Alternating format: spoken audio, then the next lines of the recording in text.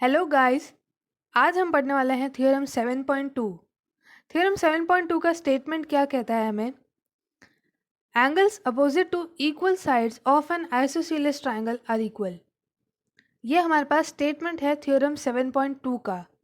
कहने का मतलब ये है कि अगर हमारे पास एक आइसोसेलेस ट्रायंगल है, let us say that A B C, तो उसके जो दो इक्वल साइड्स है, let it to be A B and A C, उसके जो एंगल्स अपोजिट एंगल्स है, यानी साइड ए बी के अपोजिट जो एंगल होगा वो होगा एंगल सी, और साइड ए सी के अपोजिट जो एंगल होगा वो होगा एंगल बी। तो स्टेटमेंट कह रहा है कि ये दोनों एंगल्स भी इक्वल होते हैं एक आइसोसेलेस ट्रायंगल में। तो हमें यहाँ पर क्या प्रूव करना है? हमें प्रूव करना है that angle B is equal to angle C. कैसे प्रूव करते हैं यहाँ पर देखते हैं हम। प्रूफ में हम लिखेंगे वी आर गिवन एन आई,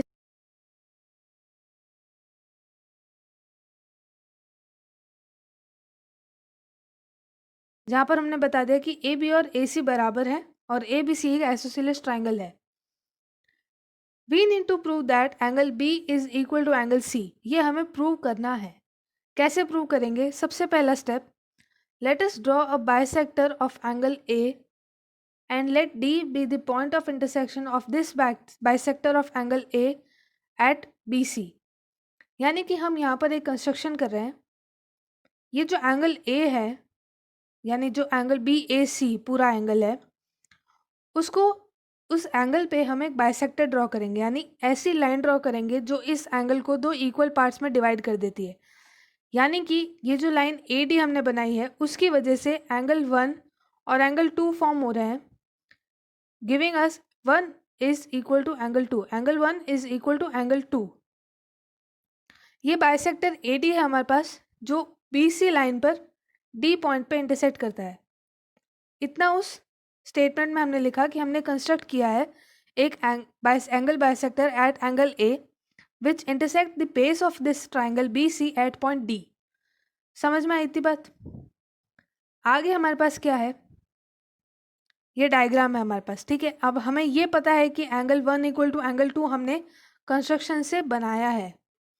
अब अगर हम नोटिस करें इस पूरे ट्राइंगल में हमारे पास दो ट्राइंगल बनते हैं। अब ट्राइंगल ए बी डी और ट्राइंगल ए सी डी, ये चीज दोनों ट्राइंगल बनते हैं। अब इन दोनों ट्राइंगल में हमें ये चीज़ पता है that angle 1 is equal to angle 2, हमने कंस्ट्रक्शन से बनाया।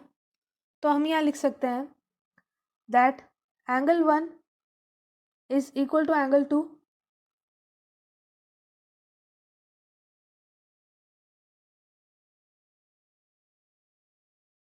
है। जो लाइन ए डी है, दोनों ही ट्राइंगल में जो ए डी साइड है वो कॉमन है, तो हम ये लिख सकते हैं A D equal to A D common.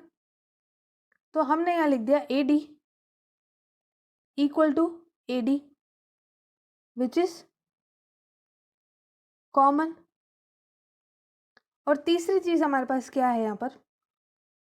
अगर हम ध्यान से देखें तो ये चीज़ हमें गिवन ही है कि ए बी सी एक आइसोसेलेस ट्राइंगल है जिसमें A B is equal to A C.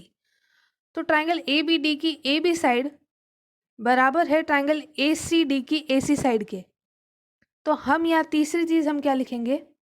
That A B is equal to A C which is given.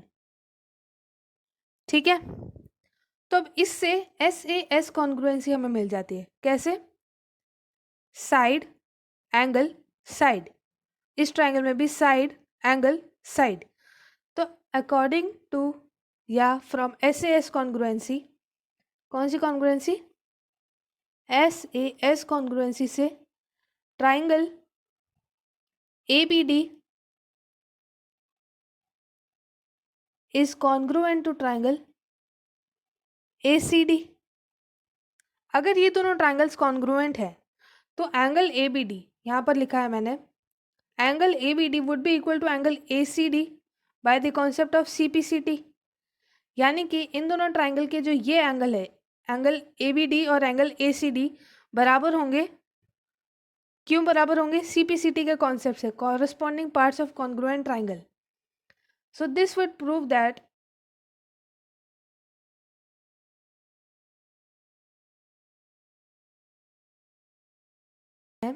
that angle B is equal to angle C, hence proved.